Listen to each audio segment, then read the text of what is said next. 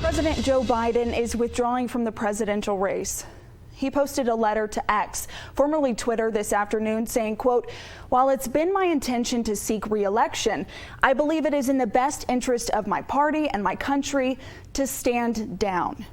It, of course, follows the chorus of congressional calls from his own party to step aside.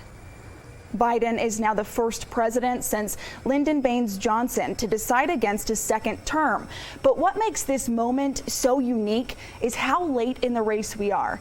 With only about 100 days to Election Day, the president is endorsing Vice President Kamala Harris to take his place. And no doubt this announcement will impact us here in New Mexico. Tamara Lopez joins us now. And Tamara, you've been reaching out to New Mexico's political parties today. Each side of the aisle had a lot to say. But what can you tell us about what this means for New Mexico right now? Yeah, well, Brittany, here in New Mexico, we do have several seats up for election come November time. So our 3 House representatives and 1 Senate seat are up for grabs this November. Senator Martin Heinrich is running against Republican opponent Nella Domenici, daughter of longtime New Mexico Senator Pete Domenici, for the 1st Congressional District Senate seat. And with the 3 House of Representatives seats up for election too, there is that slight small chance and potential for New Mexico's delegation to go fully Republican. Now, this toss-up could bring major changes to our New Mexico delegation in New Mexico and in D.C., I should say. And I spoke with a UNM law professor today about how these seats could be filled in light of this announcement. Because Trump is the nominee and running for president, I think our one very competitive congressional district could easily go red, but could also easily stay blue. It's hard to know what this will do. We don't even know how the Republicans are really going to respond to a Harris candidacy, and we're going to see that tomorrow. A lot up in the air still right now. So I am working to gather a lot more local reaction to President Biden's announcement today, and we will hear much more from Professor Kastenberg and others tonight on the Night Beat.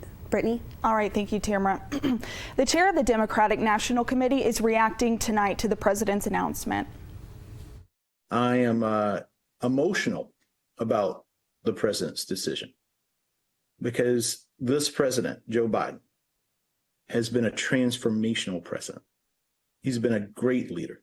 He's a good man, a decent man who has done so much for this nation, but so much to see us as people, to value us, to fight for us.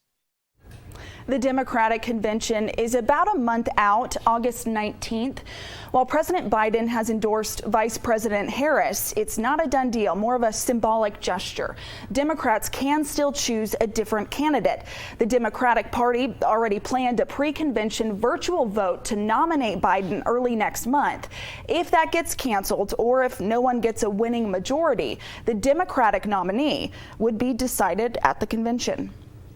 After calling on the president to withdraw from the race, New Mexico's United States Senator Martin Heinrich is reacting to the news tonight, saying history will remember President Joe Biden, calling him effective and accomplished, saying, quote, "With his decision to put country over self, the president has secured his legacy." Heinrich is now endorsing Vice President Kamala Harris. Governor Michelle Lujan Grisham released a statement claiming President Biden has, quote, "done more for New Mexico and New Mexicans during a single term than any president in history." But like Heinrich, she went on to say his decision to withdraw is in the best interest of the Democratic Party.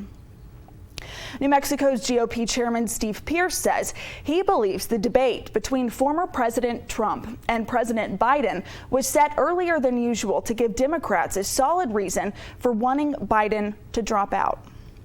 I felt like that insiders in the Democrat Party had said, okay, we can't just change. We got to show the Democrat Party why we'd be wanting to change. I think they pretty well set President Biden up for failure in that. What they didn't expect, in my way of interpreting events, is that they didn't expect that he would hold on so tightly.